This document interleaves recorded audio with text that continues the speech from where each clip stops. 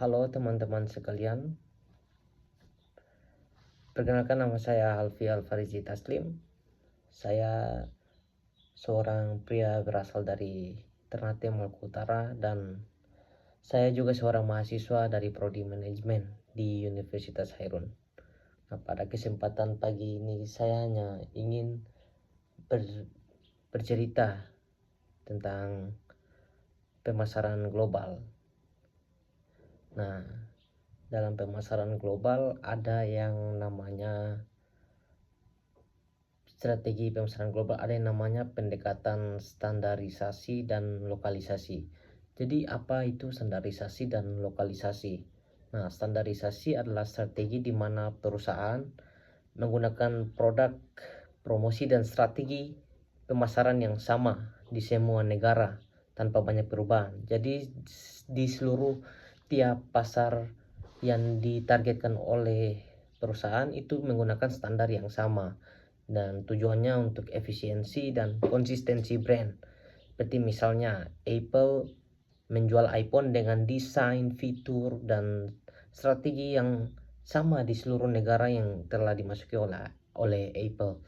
Nah, yang kedua yaitu namanya strategi lokalisasi. Itu strategi di mana perusahaan menyesuaikan produk, harga, promosi, dan strategi sesuai dengan budaya, preferensi, dan regulasi lokal. Seperti misalnya McDonald, kalau di India mereka menjual produk namanya McAloo Tiki, dan di Indonesia ada yang namanya ayam spicy. Nah, itu namanya lokalisasi. Jadi kalau standarisasi semua terstandar sama, hampir sama di seluruh pasarnya. Sedangkan lokalisasi ada penyesuaian. Nah, yang berikut saya ingin bercerita tentang faktor-faktor yang mendorong perusahaan menggunakan distributor. Nah, di sini ada yang namanya kenapa perusahaan menggunakan distributor, yaitu untuk efisiensi biaya dan waktu. Karena bagi perusahaan jika memiliki distributor, mereka tidak perlu meluangkan biaya dan waktu untuk membangun jaringan distribusinya sendiri. Nah, yang berikut yaitu akses ke pasar lokal. Nah, lebih gampang bagi perusahaan untuk mengakses pasar lokal ketika distributornya sudah mengenal pasar seperti perilaku konsumen dan pokoknya lebih mengenal ketimbang sang perusahaan sendiri. Lalu yang berikut yaitu jaringan penjualan yang luas. Nah, karena dengan menggunakan distributor maka jangkauan dari jaringan penjualan perusahaan makin luas karena distributor biasanya memiliki jaringan toko atau pengecer yang siap untuk dipakai. Nah, kemudian faktor yang berikut yaitu perusahaan dapat untuk lebih memusatkan fokusnya ke produksi karena perusahaan dan tidak perlu memikirkan distribusi jika telah menggunakan distributor. Nah, kemudian saya ingin bercerita tentang cara dari perusahaan agar dapat menembus pasar ekspor. Nah, ada beberapa cara, misalnya seperti mengikuti pameran dagang internasional, expo begitu.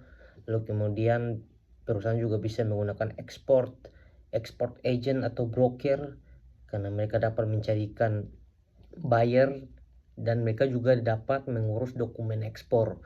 Pokoknya hal-hal administrasi bisa diurus oleh broker. Nah, kemudian untuk menembus pasar ekspor, perusahaan juga dapat menggandeng distributor di luar negeri. Nah, kemudian perusahaan juga dapat menggunakan marketplace global seperti Alibaba dan lain-lainnya. Nah, kemudian saya ingin bercerita tentang risiko politik dari pasar global. Nah, ada di dalam pasar global, risiko politik adalah suatu hal yang pasti. Karena ketika kita ingin memasuki pasar global, tentunya kita akan berurusan dengan negara lain yang dimana mereka memiliki dinamikanya sendiri. Nah, misalnya seperti perubahan regulasi pemerintah, seperti aturan impor, ekspor, dan pajak kan beda-beda tiap negara. Kemudian ada juga ketidakstabilan politik, misalnya kita ingin memasuki sebuah negara tapi ada sebuah isu yang memicu demonstrasi besar.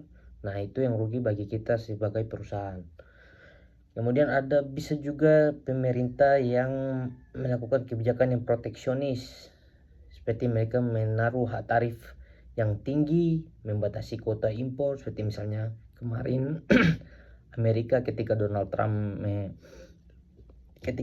Trump mengenakan tarif tinggi untuk China, itu bisa masuk kepada risiko politik dari pasar global. Nah, kemudian yang terakhir saya ingin bercerita tentang cara agar kita dapat mengatasi konflik dari pasar global. Nah, yang pastinya kita perlu untuk melakukan analisis, seperti analisis SWOT, analisis risiko politik. Itu kita harus memahami terlebih dahulu situasi dari negara tujuan. Kemudian kita bisa melakukan diversifikasi pasar, yakni kita tidak hanya bergantung kepada pasar dari satu negara saja, tapi kita dapat memasuki negara yang lain agar tidak ada kebergantungan. Kemudian yang terakhir, kita bisa melakukan kerjasama dengan partner lokal, seperti kita mencari mitra agar risiko yang kita tanggung dapat dibagi. Apalagi kalau misalnya seperti kita menggandeng mitra lokal yang lumayan berpengaruh, maka kita dapat mengurangi risiko regulasi untuk birokrasi dan lain sebagainya. Nah, itu saja kesempatan singkat saya hanya ingin bercerita tentang pemasaran global, dan terima kasih sudah mau menyempatkan untuk mendengarkan.